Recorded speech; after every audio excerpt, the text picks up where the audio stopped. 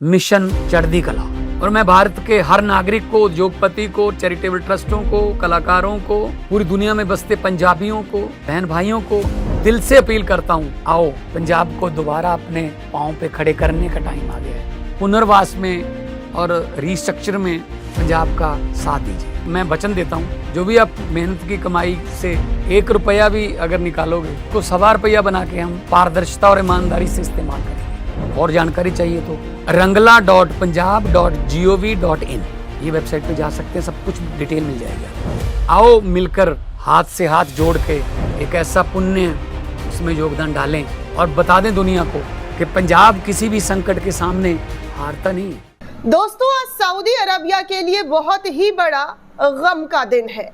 अब आप सोच रहे होंगे कि सऊदी अरबिया में ऐसा क्या हो गया जो आज का दिन उनके लिए बहुत गमगीन है। तो सबसे पहले दोस्तों आपको बता दूं कि दुनिया के सबसे ताकतवर और अमीर इंसानों में से एक इंसान सऊदी अरबिया के ग्रैंड मुफ्ती का आज इंतकाल हो गया है। जी हाँ दोस्तों, खबरों की बात की जाए तो सऊदी अरब के ग्रैंड मुफ्ती और वरिष्ठ विद्वानों की परिषद के प्रमुख शेख अब्दुल अजीज बिन अब्दुल्ला बिन मोहम्मद अल शेख का निधन हो गया है। सऊदी समाचार एजेंसी ने इस खबर की जानकारी की पुष्टि की है। उन्होंने बताया है कि आज ग्रैंड मुफ्ती का इंतकाल हो गया है। 82 साल की उम्र में उन्होंने दुनिया को अलविदा कह दिया है। असर की नमाज के बाद रियाद स्थित इमाम तुर्की बिन अब्दुल्ला मस्जिद में जनाजाए नमाज अदा की जाएगी और मस्जिद अल हरम में भी उनके जनाजे की नमाज अदा की जाएगी। ग्रैंड मुफ्ती ने स्कॉलरी रिसर्च और इफ्ता में जनरल प्रोसेंडेंसी और मुस्लिम वर्ल्ड लीग की सुप्रीम काउंसिल के प्रमुख की भी जिम्मेदारी संभाली है।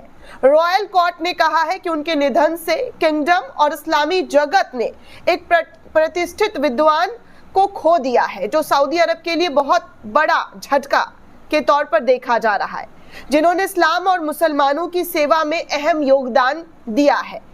आपको बता दूं दोस्तों कि शाही आदेश के अनुसार मक्का की ग्रैंड मस्जिद, मदीना की पैगंबर की मस्जिद और पूरे राज्य की मस्जिद में भी उनका नमाज जो है जनाजे की नमाज अदा करवाई जाएगी।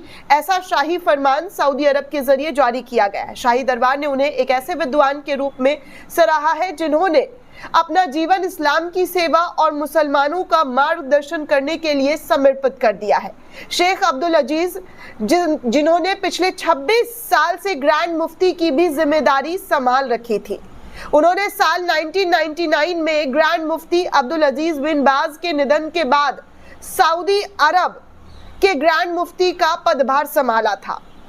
उनके जनाजा की नमाज रियाद स्थित इमाम तुर्की बिन अब्दुल्ला मस्जिद में असर की नमाज यानी कि 3 बजकर सऊदी अरब के टाइम के अकॉर्डिंग अगर बात की जाए दोस्तों तो 3:12 के बाद पढ़ाई जाएगी। किंग सलमान और क्राउन प्रिंस मोहम्मद बिन सलमान ने शेख अब्दुल अजीज के परिवार, सऊदी की जनता और व्यापक इस्लामी जगत के प्रति अपनी संवेदना भी जाहिर की है।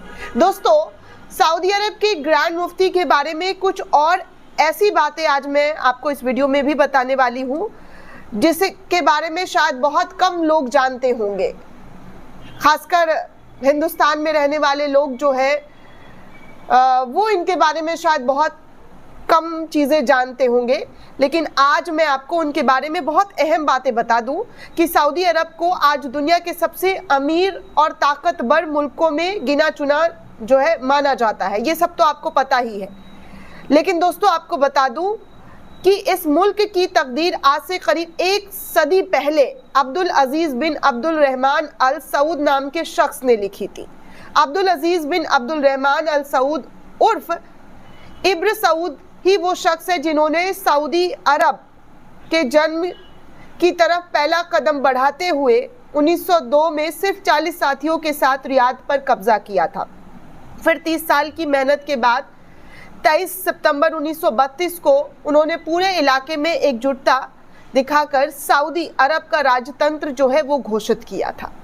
ये सिर्फ एक देश की स्थापना नहीं बल्कि एक नई ताकत का उदय था जिन्होंने दुनिया की अर्थव्यवस्था, राजनीति और धर्म को हमेशा के लिए बदलकर, जी हाँ, बदल कर रख दिया। अब्दुल अजीज का ख्वाब जो है उन्होंने पूरी तरीके से जो देखा था वो पूरा किया।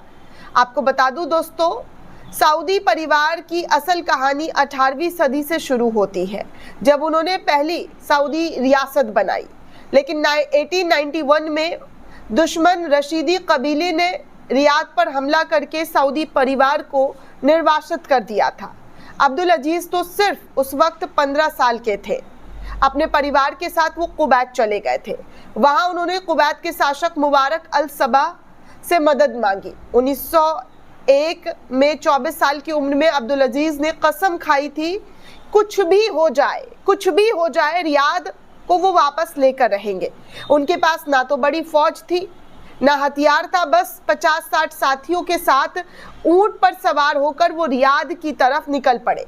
रास्ते में कई साथी थक कर लौट गए, लेकिन 15 जनवरी 1902 की रात वो 40 लोगों के साथ रियाद पहुंचने में कामयाब हुए।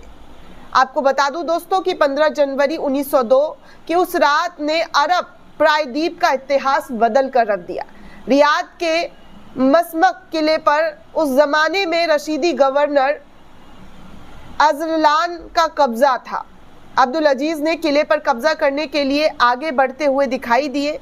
रियाद दोस्तों, आपको बता दूं कि वो और उनके साथी ताड़ के झुके पेड़ों पर चढ़कर किले की दीवार तक फांदते हुए नजर आए थे, क्योंकि उनको रियाद वापस लेना था। अंदर घुसने के बाद उन्होंने गवर्नर अलजान को मारने के बाद अब्दुल अजीज ने उनका सर रियाद के लोगों के सामने फेंक दिया। ऐसी भी कहानी उनको लेकर कही जाती है, जो इंडिया टीवी के हवाले से छापी गई है। शहर के लोग सऊद परिवार के पुराने समर्थक रहे थे, इसलिए उन्होंने खुशी खुशी उनका साथ दिया। इस छोटी सी जंग के बाद तीसरी सऊदी रियासत का जन्म हुआ। रियाद तो मिल गया, लेकिन पूरे अरब प्रायद्वीप में तमाम कबीले थे। नेज़्द, हिजाज, अल हसा और ना जाने कितने ऐसे कबीले थे। इनमें से भी अधिकांश सऊद परिवार के दुश्मन थे। अब्दुल अजीज ने वहाबी विचारधारा को हथियार बनाया, जो सख्त इस्लाम पर जोर देती है। उन्होंने इख्वान नाम की फौज भी बनाई। जी हाँ, इख्वान नाम की फौज बनाई और बेयूइन कबीले के लोगों को खेती बाड़ी छोड़कर जिहाद पर जो है वो लोग सारे लोग निकल पड़े थे। तो उनके बारे में कहा जाता है कि उन्होंने बहुत ही, जी हाँ, उन्होंने सऊदी अरब की पूरी जो नक्शा है वो बदल दिया।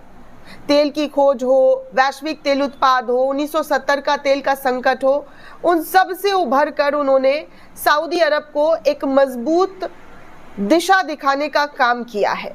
उनके बारे में कुछ इसी तरीके की खबरें जो है वो निकलकर सामने आती रही है। कहा जाता है कि वो सऊदी अरब के बहुत जाने माने ताकतवर इंसानों में से एक इंसान माने जाते थे, जिनका आज इंतकाल हो गया है। दोस्तों, इस पूरे रिपोर्ट को लेकर आप क्या सोचते हैं, आपकी क्या प्रतिक्रिया, हमें कमेंट करके ज़रूर बताइएगा। साथ ही साथ चैनल को ज़्यादा से ज़्यादा लाइक, शेयर और सब्सक्राइब करना बिल्कुल भी ना भूलें। शुक्रिया दोस्तों।